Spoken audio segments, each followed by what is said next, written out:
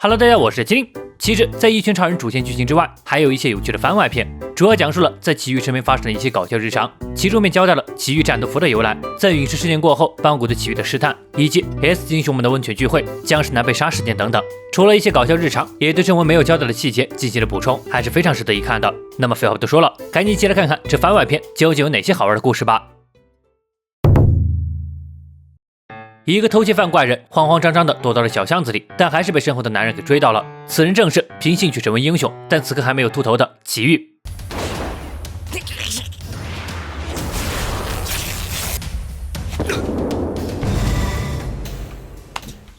因为闪亮登场时一不小心把裤子给划破了，在解决了怪人后，奇遇便来到了网上缝补衣服的裁缝店。不过似乎老板大叔遇到了点麻烦。金は用意できたか、呉服屋。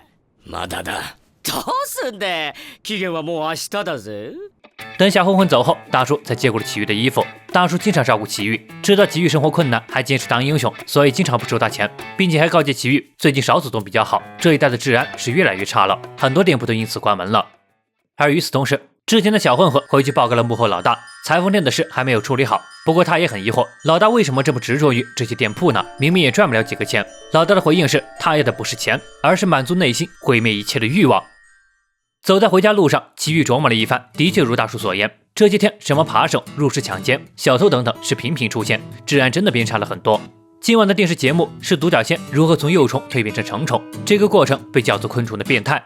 正看得起劲，门口就传来了敲门声，原来是房东老太太来催交房租了。见奇遇还是拿不出钱，警告他再不交就等着滚蛋吧。于是第二天，带着房租的压力，奇遇来裁缝店取裤子，却正好又碰到那混混前来收走了大叔的房产证。奇遇这才得知，原来大叔前不久因为资金周转问题去借了高利贷，后来因为利息实在太高，才将店铺抵了进去。他告诉奇遇，那帮家伙是住在连警察都管不了的地狱公寓里，那里早已经成为了魔窟。奇遇一听便表示要去帮大叔取回房产证来，结果巧了的是，按照大叔的指引，那魔窟不正是他所住的公寓吗？果然，等奇遇挨个去敲响邻居门时，竟然全都是些干非法勾当的罪犯。隣の部屋のものだ。趣味でヒーローをやってる。そうか、頑張れよ。ヒーローだと。やべえぞ、あんちゃん。俺たちがここで偽札作ってることがついに嗅ぎつけられちまったじゃねえか。なるほど。さておめえ、俺たち兄弟が賞金首だと知って捕まえちまうって腹だな。賞金首。そうか。賞金首か。やれるもんならやってみやがれ。街边的小混混看到这一幕后，赶紧通知了老大，但已经为时已晚。奇遇的到来也并非明抢，而是拿出了国家法定利息额度的证明，以高利贷违法的正当理由，让那老大是一句话都反驳不了，气得当场就不做人了。原来其真面目是一只高利贷金鱼怪人。奇遇恍然大悟，这难道就是电视里说的变态吗？就像独角仙一样，受到这种侮辱，金鱼怪人哪里受得了？一场大战随即打响。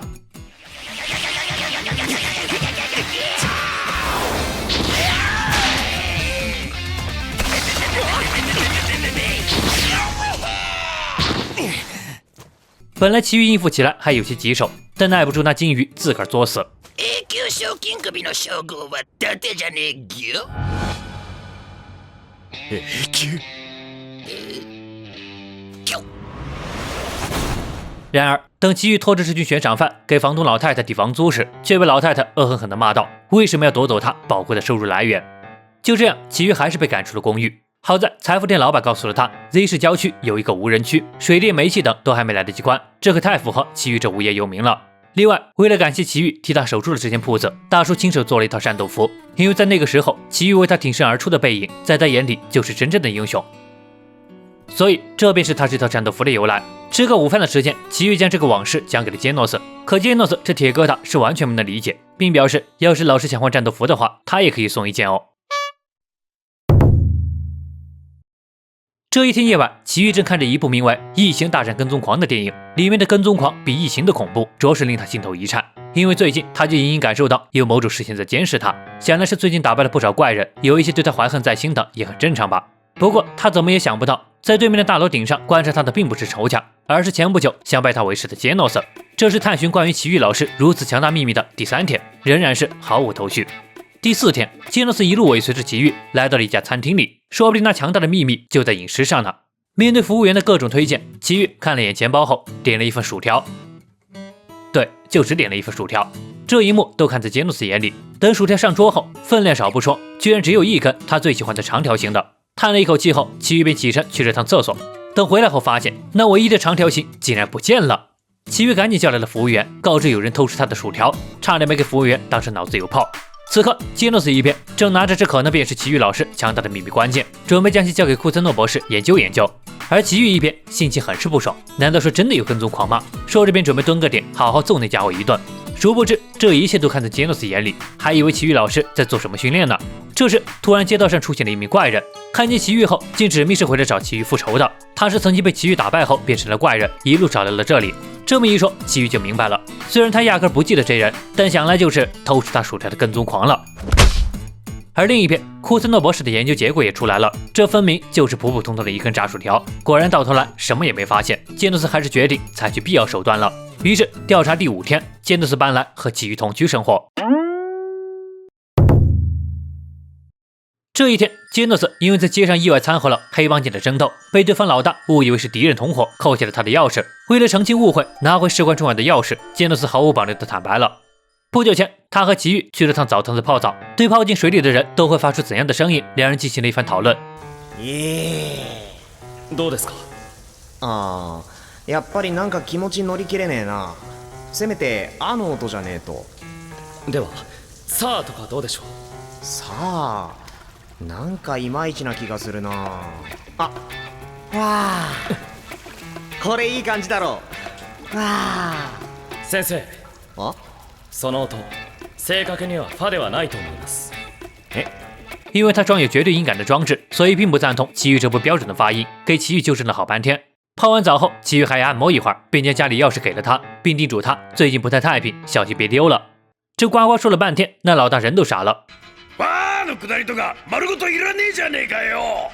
そのファは違う。ファだ。不过说起来，老大问起他口中一直提起的奇遇老师到底是谁，杰诺斯表示他是负责给奇遇老师跑腿的。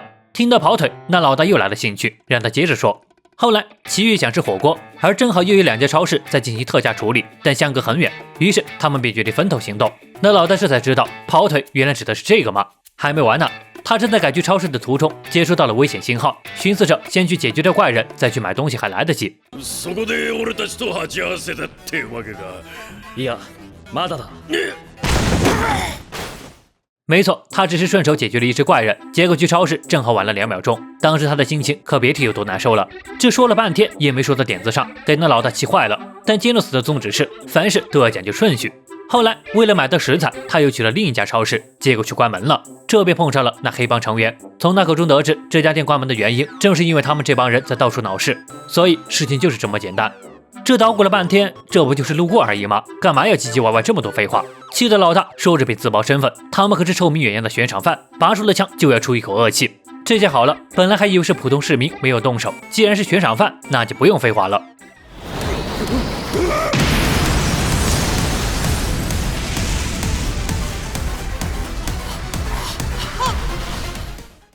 最终钥匙拿回来了，但特价食材没能买到。果然他的实力还是不够给奇遇老师跑腿的。为了弥补，他用自己的钱去买了高价肉，一顿美美的火锅还是吃上了。好了，以上就是一拳番外篇的前3集内容了。这3集提正文补充了奇遇和杰诺斯的搞笑日常，也解释了奇遇战斗服的由来。下期预告：索尼克的复仇、邦古对奇遇的试探，以及吹雪两姐妹的故事。那么喜欢我们这期视频的，别忘了关注、订阅哦。我是麒麟，那我们下期再见。